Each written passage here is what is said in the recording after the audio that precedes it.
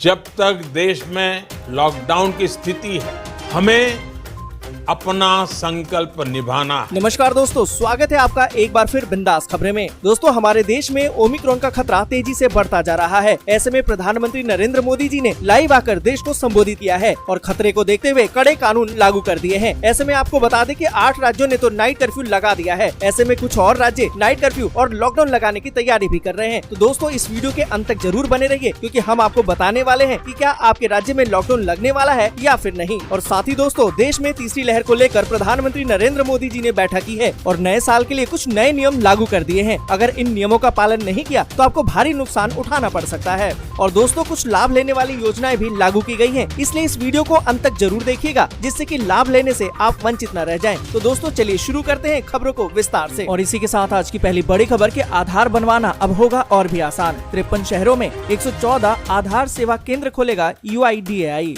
आपको बता दें कि भारतीय विशिष्ट पहचान प्राधिकरण ने देश के 53 शहरों में 114 आधार सेवा केंद्र स्थापित करने की योजना बनाई है। इस केंद्रों पर एक ही जगह आपको आधार कार्ड से जुड़ी सभी सेवाएं उपलब्ध करवाई जाएंगी। दोस्तों, यहाँ पर आपको बता दें कि आप इन केंद्रों पर जाकर आधार कार्ड बनवाने से लेकर आधार कार्ड में नाम चेंज करवाना, आवासीय यानी कि एड्रेस बदलवाना, अगर आधार कार्ड में कुछ भी अपडेट करवाना हो तो आप इन आधार सेवा केंद्र पर जा सकते हैं। और इसी के साथ दोस्तों, अगली बड़ी खबर कि पीएम किसान के मद्देनजर करोड़ों किसानों के खाते में आने वाली है 11वीं किस्त। फटाफट चेक कर लें अपना स्टेटस। यहाँ पर दोस्तों आपको बता दें कि प्रधानमंत्री किसान सम्मान निधि योजना की 11वीं किस्त का पैसा बहुत ही जल्दी देश के करोड़ों किसानों के बैंक खाते में आने वाला है। इससे पहले आपको अपना स्टेटस चेक कर लेना चाहिए। अगर सब कुछ सही नहीं होगा तो आपकी किस्त लटक सकती है। प्रधानमंत्री नरेंद्र मोदी की सरकार ने 3 किस्तों में किसानों के बैंक खाते में 6,000 रूपए साल में ट्रांसफर करती है। यहाँ पर दोस्तों आपको बता दें कि पीएम किसान सम्मान निधि की 10वीं किस्त का पैसा किसानों के अकाउंट में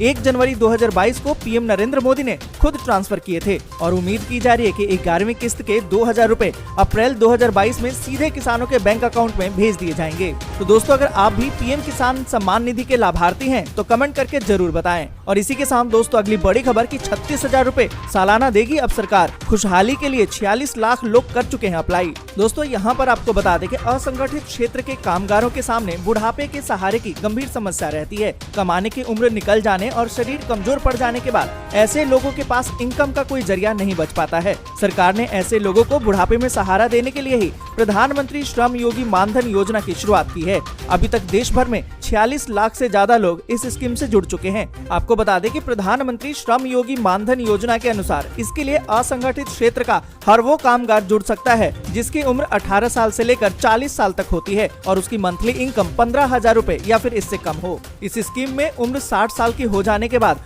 हर महीने पेंशन का फायदा मिलता है। सरकार इस स्कीम से जुड़े लोगों को हर महीने 3-3 हजार रूपए यानी कि साल में 36,000 रूपए की पेंशन देती है। और इसी के साथ दोस्तों अगली बड़ी खबर की दिल्ली में खत्म हो सकता है weekend curfew. CM Arvind Kejriwal ने दिए हैं संकेत। दोस्तों, यहाँ पर आपको बता दें कि दिल्ली में कोरोना की रफ्तार थोड़ी धीमी हुई है। यहाँ पर दोस्तों आपको बता दें कि दिल्ली में महामारी की स्थिति की समीक्षा करने के लिए गुरुवार को DDM बैठक करेगा और उम्मीद की जा रही है कि राजधानी में लागू कोविड प्रतिबंध में इसको देखते हुए थोड़ी ढील जरूर दी जाएगी। दिल्ली के मुख्यमंत्री अरविंद केजरीवाल ने इसको लेकर संकेत भी दिए हैं। आपको बता दें कि सीएम केजरीवाल ने कहा है कि जल्द ही हम कोविड प्रतिबंधों को हटाने और आपके जीवन को सामान्य स्थिति में लाने का प्रयास करेंगे। हम लोग इस दिशा में लगातार प्रयास भी कर रहे हैं। और इसी के साथ दोस्तों अगली बड़ी खबर के अब स्मार्टफोन से चलेगा कोरोना का पता। डिटेक्टर की मदद से होगा स्वैब सैंपल का टेस्ट। दोस्तों, यहाँ पर आपको बता दें कि अमेरिका में रिसर्चर ने कोविड जांच के लिए एक नया तरीका डेवलप किया है। रिसर्चर ने स्मार्टफोन पर ही बेस्ट डायग्नोसिस टूल डेवलप कर लिया है। इस टूल के जरिए रैपिड टेस्ट में लगने वाला समय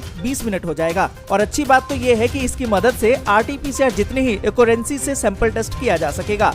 इसमें छोटे डिटेक्टर की मदद से कोरोना वायरस का पता लगाया जा सकेगा। इस डिटेक्टर की कीमत काफी कम है और इसे ऑपरेट करने और रिजल्ट का पता लगाने के लिए स्मार्टफोन का इस्तेमाल किया जा रहा है। और इसी के साथ दोस्तों अगली बड़ी खबर की 384 लोगों को वीरता पुरस्कार का ऐलान। गोल्ड मेडलिस्ट नीरज चोपड़ा को परम विशिष्ट सेवा मेडल। दोस्तों आपको बता दें कि 73वें गणतंत्र दिवस के मौके पर राष्ट्रपति द्वारा 384 लोगों के लिए वीरता पुरस्कार का ऐलान किया गया। टोक्यो ओलंपिक में स्वर्ण पदक जीतकर इतिहास रचने वाले सूबेदार नीरज चोपड़ा को परम विशिष्ट सेवा मेडल से सम्मानित किया गया। आपको बता दें कि राष्ट्रपति रामनाथ कोविंद ने मंगलवार शाम को ही 384 रक्षा कर्मियों को वीरता और अन्य पुरस्कारों से सम्मानित किया। दोस्तों आगे बढ़ें उससे पहले वीडियो को लाइक और शेयर जरूर कर दें। अगर अभी तक आपने चैनल को सब्सक्राइब नहीं किया है तो सब्सक्राइब जरूर से कर लें और इसी के साथ दोस्तों अगली बड़ी खबर की पलट गई बाजी, मुकेश अंबानी को छोड़ पीछे गौतम अडानी बने भारत के सबसे अमीर आदमी। आपको बता दें कि पिछले 2 दिनों से भारतीय शेयर बाजार में मंदी का माहौल है, जिसके चलते रिलायंस के शेयरों में भारी गिरावट आ रही है। इसका असर मुकेश अंबानी की कमाई में भारी गिरावट आ गई है और 25 जनवरी 2022 को गौतम अडानी कमाई के मामले में उनसे आगे निकल गए। इस तरह अडानी भारत के सबसे धनी व्यक्ति बन गए।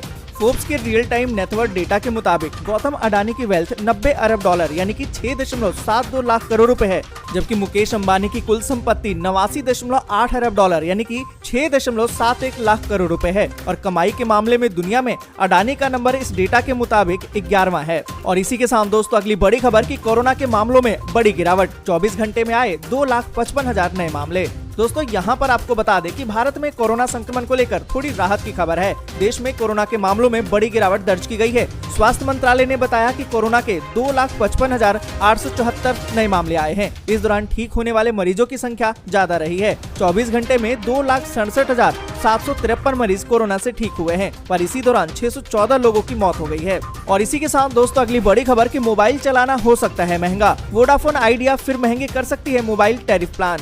आपको बता दें कि वोडाफोन आइडिया एक बार फिर अपने प्लान्स की कीमतों में बढ़ोतरी कर सकती है। कंपनी के टॉप लेवल के अधिकारी ने कहा है कि इस साल टैरिफ को दोबारा महंगा किया जा सकता है, लेकिन ये पिछले साल नवंबर में किए गए टैरिफ हाइक और मार्केट रिएक्शन पर निर्भर करेगा। आपको बता दें कि अधिकारी का कहना है कि लगभग 1 महीने की सर्विस वैलिडिटी देने वाले सबसे सस्ते प्लान की कीमत कंपनी ने 99 रुपए तय की है, जो 4G सर्विस के यूजर्स के हिसाब से ज्यादा महंगा नहीं है। और उन्होंने आगे ये भी कहा कि इस साल एक बार फिर से प्लान्स को महंगा किया जा सकता है। और इसी के साथ दोस्तों अगली बड़ी खबर कि मुंबई में बीएमसी ने कोरोना मरीजों पर किया सर्वे, 89% ओमिक्रॉन वेरिएंट से संक्रमित मिले हैं मरीज।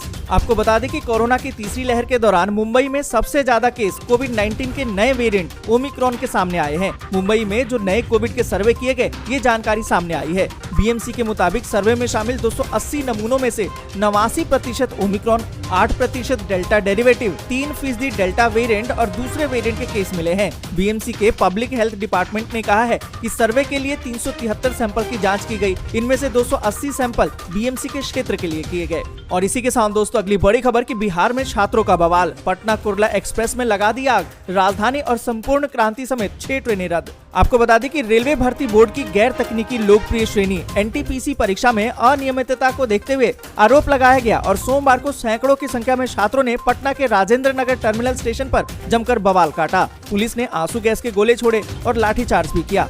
इससे उग्र होकर उपद्रवियों ने कोचिंग कॉम्प्लेक्स में जाकर ट्रेनों में तोड़फोड़ की और पटना कुर्ला एक्सप्रेस की एक बोगी में आग लगा दी। इस घटना के बाद पटना राजधानी और संपूर्ण क्रांति एक्सप्रेस समेत 6 ट्रेनों को रद्द करना पड़ा और 6 ट्रेनों के रूट में भी परिवर्तन किया गया। और इसी के साथ दोस्तों अगली बड़ी खबर की कैश और मुफ्त उपहार का वादा करने वाले दलों का चुनाव चिन्ह जब्त करने की मांग, सुप्रीम कोर्ट ने केंद्र और ईसी से मांगा जवाब। आपको बता दें कि मतदाताओं को लुभाने के लिए कई राजनीतिक दल अक्सर कैश और मुफ्त उपहार का वादा करते हैं। राजनीतिक पार्टियों की तरफ से इस तरह के वादे किए जाने को लेकर रोक लगाने की मांग की गई है। इसके खिलाफ सुप्रीम कोर्ट में याचिका दायर की गई है। याचिका में सुप्रीम कोर्ट से ऐसे राजनीतिक दलों का चुनाव चिन्ह जब्त करने और उनकी मान्यता रद्द करने की मांग की गई है। और आपको बता दें कि अब 4 हफ्ते के भीतर केंद्र सरकार और चुनाव आयोग को इस पर जवाब भी देना है। और इसी के साथ दोस्तों अगली बड़ी खबर कि दिल्ली में अभी ठंड से नहीं मिलेगी राहत, मुंबई में भी मौसम ने बढ़ा दी है लोगों की परेशानी। दोस्तों यहाँ पर आपको बता दें कि उत्तर भारत में ठंड कम होने का नाम नहीं ले रही है। पारा लुढ़कने के साथ ही लोगों को भी परेशानी होनी अब शुरू हो गई है।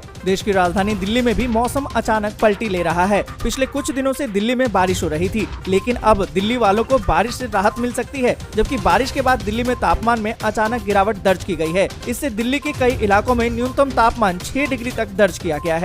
साथ ही आपको बता दें कि मुंबई में भी न्यूनतम तापमान 16 से 17 डिग्री तक पहुंच गया है। तापमान में गिरावट के बाद सुबह सुबह अच्छी खासी ठंड हो रही है। मुंबई वालों के लिए ऐसा मौसम थोड़ा जरूर परेशान करने वाला होता है, क्योंकि आमतौर पर दिल्ली के मुकाबले मुंबई में काफी कम ठंड पड़ती है।